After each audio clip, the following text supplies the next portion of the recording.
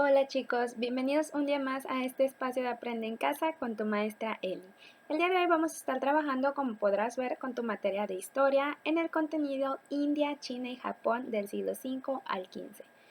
Para comenzar, quiero que observes aquí abajito te dejé un mapa en donde te estoy indicando la ubicación en la que vamos a estar el tema del día de hoy, ¿correcto? Que es el continente asiático. Si tú recuerdas, en Europa del siglo V al XV se estaba llevando a cabo la Edad Media. Entonces vamos a ver qué ocurría en Asia durante este mismo periodo de tiempo. Para eso vamos a hablar de tres civilizaciones importantes orientales, que desde la antigüedad estas civilizaciones hicieron muchos aportes tecnológicos hacia lo que eran esas mismas civilizaciones y también que actualmente seguimos utilizando o que ya mejoramos, pero que son la base de inventos que nosotros hoy en día conocemos.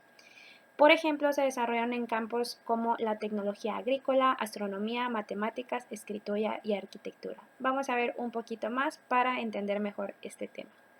Vamos a comenzar a hablar de la India.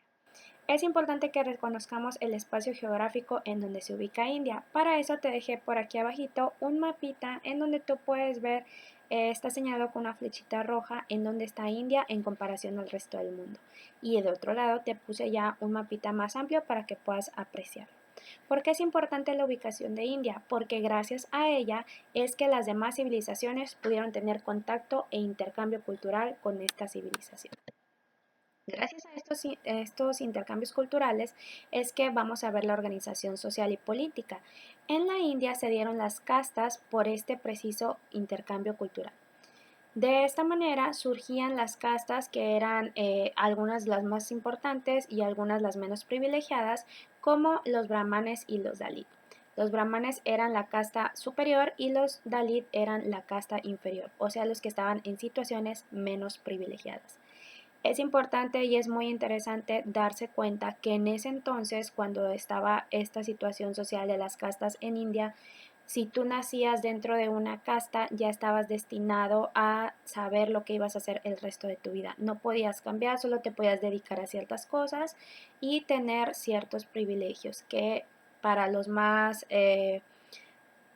que menos privilegios tenían, pues esto era muy desafortunado. Bien, vamos a continuar. La religión. En esta civilización fue donde surge el budismo en el siglo VI a.C.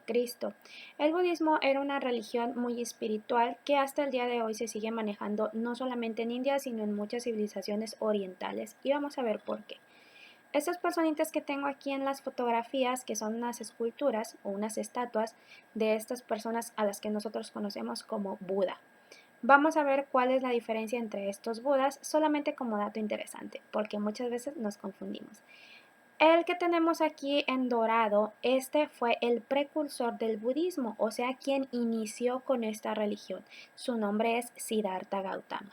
Muchas veces lo confundimos con el que está acá, que es el gordito, porque también fue un monje chino muy religioso, pero como a los dos se les llama Buda, en ocasiones pensamos que el gordito fue el precursor del budismo y no fue así, fue este de acá que fue Siddhartha Gautama. Dato interesante. Y bien, vamos a ver las aportaciones que nos dejó India como civilización. Para empezar fue la rueca. La rueca fue, o es mejor dicho, el aparato con el que hacen los hilitos. Sale la lana de la oveja y por ahí lo pasan para convertirlo en hilo y posteriormente en telas. El astrolabio, que es precisamente un aparato para los que usaban los navegantes en ese entonces para poder localizar la altura de uno de los astros y de esta manera podían saber la hora y la altitud para poder ubicarse en el mar. También, chicos, la India es una de las civilizaciones que es reconocida por su gastronomía condimentada. Quiere decir que desde mucho tiempo atrás se han estado usando las especias para fabricar sus platillos favoritos. Y, por supuesto, no olvidemos la numeración digital y la invención del cero. Ok, ahora vamos a continuar con China.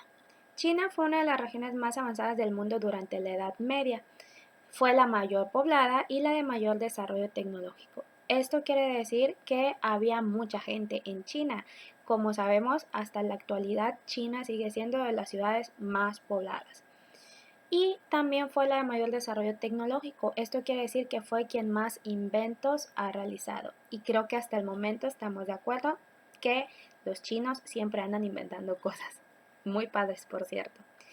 ¿Por qué sucedía esto, chicos? ¿Por qué había tanta gente o por qué eran tan grandes las ciudades en China? Porque gracias a su producción agrícola ellos podían sostener o mantener a toda esa población. O sea, quiere decir que su agricultura era muy buena, entonces tenían para darle alimento a todos. Y bien, la organización social y política de China eran las dinastías. Las dinastías eran gobernadas por un emperador, que eran los líderes de la sociedad. Hubo dos dinastías muy importantes que son las que te puse en esta diapositiva, que fue la dinastía Yuan y fue la dinastía Ming. La dinastía Ming duró mucho tiempo hasta que vino la dinastía Yuan y los derrocó. Pero después la dinastía Ming resurgió, dio batalla y volvieron a ser los gobernantes. Es por eso que son unas de las más importantes de esa época. Y bien, como recordarás, cuando vimos India hace un ratito, te comenté que ahí se inició el budismo, pero esta religión se esparció por muchas civilizaciones orientales como lo fue también China. Además del budismo, en China se practicaba el taoísmo, el confucianismo y la religión tradicional de China, pero en muchas ocasiones los juntaban. No tenían problema con hacerlo. Y bueno, lo más interesante son las aportaciones que nos dejó China, que fueron muy importantes. Por ejemplo, el papel, la imprenta, la pólvora, la porcelana china, los juncos, que eran barcos donde se hacían los intercambios de productos y que podían navegar en aguas poco profundas. También los sismógrafos para poder detectar terremotos a distancia. Y todo esto se daba, chicos, porque déjame que te cuente sobre la ruta de la seda, que era el intercambio, el camino, mejor dicho, para el intercambio comercial. Abarcaba desde China hasta el Mar Negro. Era, por así decirlo, un camino en donde todas esta civilización pueda tener contacto para poder intercambiar sus productos y buscar sus beneficios. Por último, vamos a hablar de Japón. Japón era un territorio que está formado por 4 islas grandes y otras de menor tamaño. De igual manera aquí te puse un mapita para que tú puedas ver en dónde se encuentra Japón en comparación del resto del mundo. Y después ya te lo puse más amplio para que puedas apreciarlo. Vamos a hablar sobre la organización social y política de Japón. La organización social y política de Japón era muy similar a la que había en Europa con los señores feudales. Si tú te acuerdas, los señores feudales eran esas personas que tenían grandes extensiones de tierra y que le cobraban tributos a los campesinos para dejarlos vivir ahí.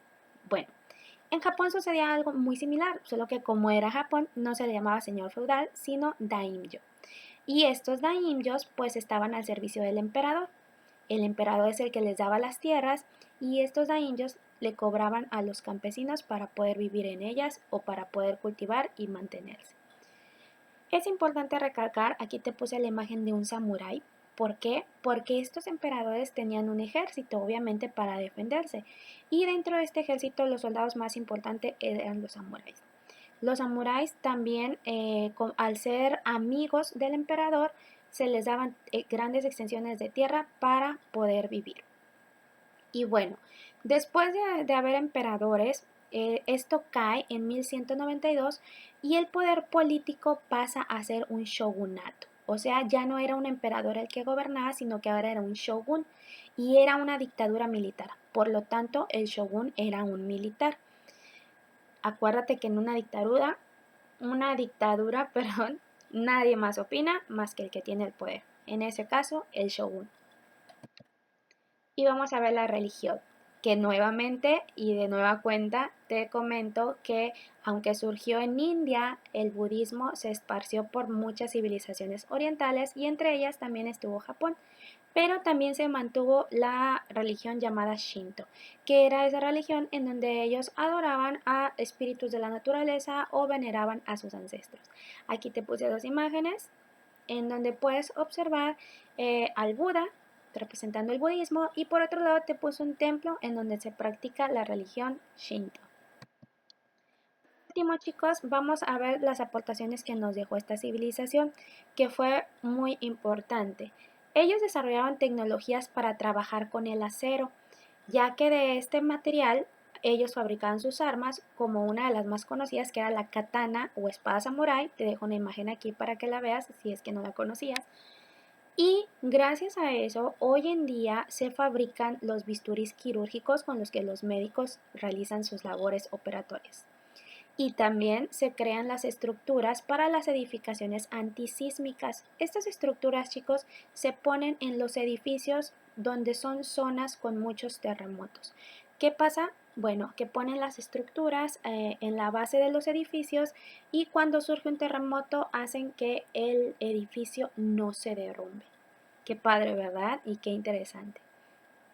Y bueno, chicos, esto es todo por la clase del día de hoy. Espero que te haya gustado y que hayas aprendido bastante.